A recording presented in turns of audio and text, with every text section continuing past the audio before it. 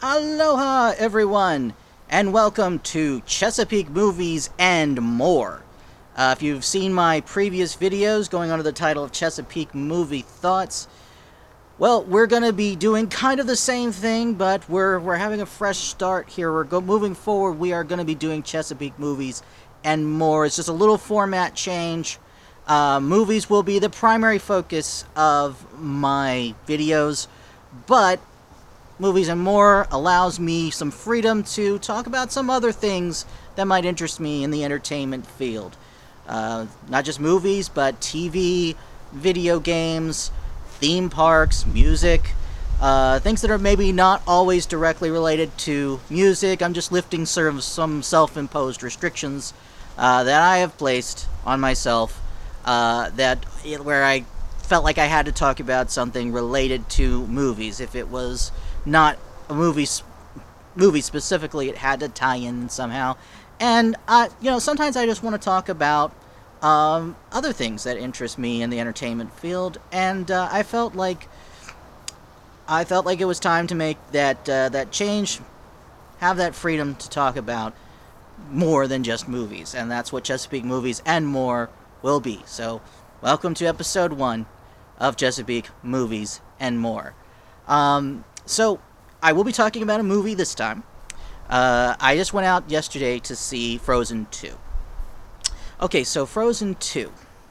Frozen 2 is good. There's a lot of things to like about it. First of all, the animation, the art, it is beautiful, as you would expect from Disney. Disney is the master of this. Disney, Pixar, which is also owned by Disney, they are pretty much the masters of animation. So, yeah, you're going to get a beautiful film. And the characters are, for the most part, very likable, as they were in the first movie. Olaf remains just this side of annoying, as he was in the first movie. Olaf is, he's okay for me. I mean, he comes close to the line where he would become annoying, but he doesn't cross that line, so he's kind of okay for me. The music in Frozen 2 is very good for the most part. There are a couple of songs that kind of fell flat for me.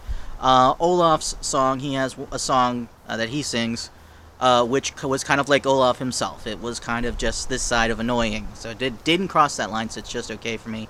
And then there was an early song about Some Things Never Change, which just felt a little too bouncy, not quite. Couldn't really take it seriously enough. It wasn't meant to be taken too seriously, but I really couldn't take it seriously enough. But for the rest of the music, songs were quite good, I thought.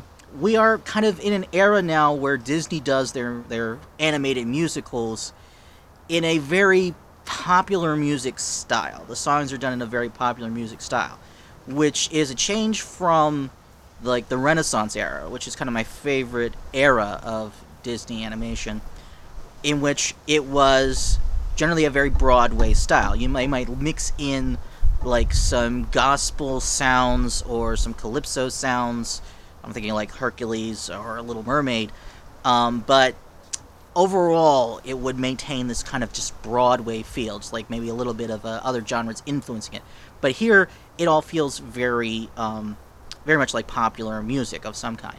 But it was pretty good. I did think that the song Kristoff sings was particularly good in that it sounds a lot like an 80s rock ballad, which is kind of cool. I like that. I dig that.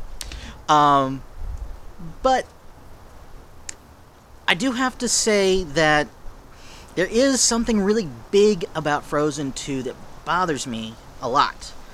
And it's gonna, in my overall grade for this movie, it is gonna cost it. Because it's kind of hard to ignore. It's pretty important. I have a problem with the ethics of this movie, which is weird to say about a Disney movie, but I got a problem with the ethics. In this movie, I don't want to make this a spoiler review, so I'll try not to give too much away. But in this movie, Anna has to make a decision to right a past injustice.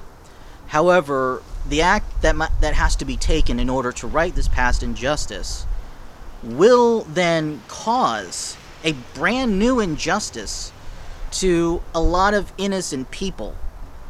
And it's never really presented as a moral dilemma. Now, this is like kind of not what Disney movies do, but they could present a situation like that as kind of a moral dilemma. That's kind of like what I would expect to see on like a Star Trek episode. A situation like the characters were put in this movie, presented as a moral dilemma, where they try to choose between the two options, knowing that either way leads to either perpetuating an injustice or creating a new injustice. But usually they would find a third solution that would fix both problems in Star Trek. But that wasn't explored here. It wasn't even presented as a dilemma. It was just righting the old injustice was presented as the right thing to do, even though it was going to be creating a brand new injustice. And that's a zero-sum game, as I see it. That's or zero-sum gain, I think the phrasing is. You're trading one injustice for another injustice. The cosmic scales, so to speak, are still out of balance. You haven't really fixed anything. Fortunately, something comes in at the last minute and saves the people that would have suffered the new injustice. So they're saved. So the day ends up saved anyway. But when the decision is made, the Anna who's making this decision has absolutely no idea that's going to happen. At least as far as she knows at that moment, this solution would not have even been possible. So she went ahead and made this decision as though it was absolutely the right decision, no moral ambiguity, when there were tons of moral ambiguity. In fact, it's probably the wrong call. That's not something I won't really expect from a Disney movie. I mean, this is like more advanced ethics discussions that you can have out of this, but the movie's not having that. I mean, I kind of probably wouldn't show this to a younger kid.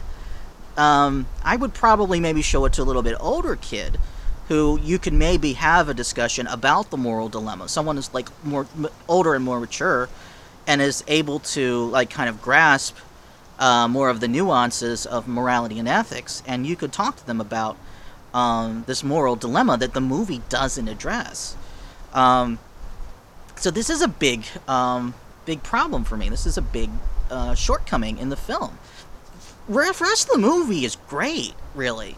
I mean, it's I really do like these characters, with Olaf being just kind of okay, but the rest of them are really enjoyable. They like people you like hanging out with. I see a lot of myself in Elsa sometimes. I think Elsa's probably my favorite one.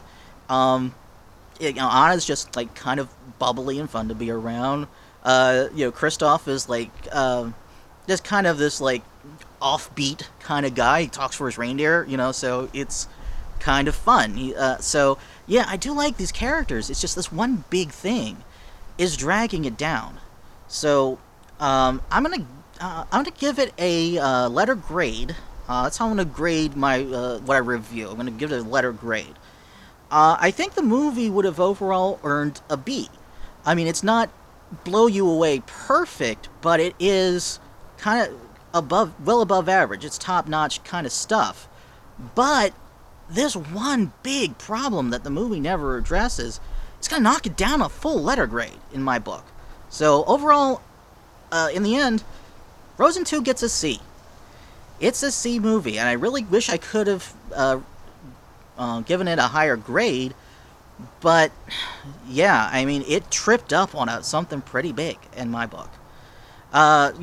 See it for yourself. I mean, it is worth seeing, but again, I don't know if you want to take your youngest, most impressionable kids to them. If they're starting to understand, morality and ethics a little more, where you could present them with an ethical dilemma like that, and you can talk to your kids about whether that action is appropriate or not, then yeah, go for it. But For your younger, more impressionable kids who aren't going to understand that, I probably wouldn't show that to them. I probably say, the movie is, I think the movie is G. It's weird. Once you get to a certain age, if you don't have kids, like I don't, you don't really pay attention to the ratings as much as you used to. But I think it's either G or it's PG. But I would treat it as a PG-13, personally. Now I am a little bit cautious by nature anyway, so take that for what it's worth. But that's my view on it. Now see it for yourself. See what you think of it. Hey, it takes all kinds. So this may be right up your alley. I don't know. But anyway, that's my 2 cents. Like, comment, subscribe, and that's a wrap.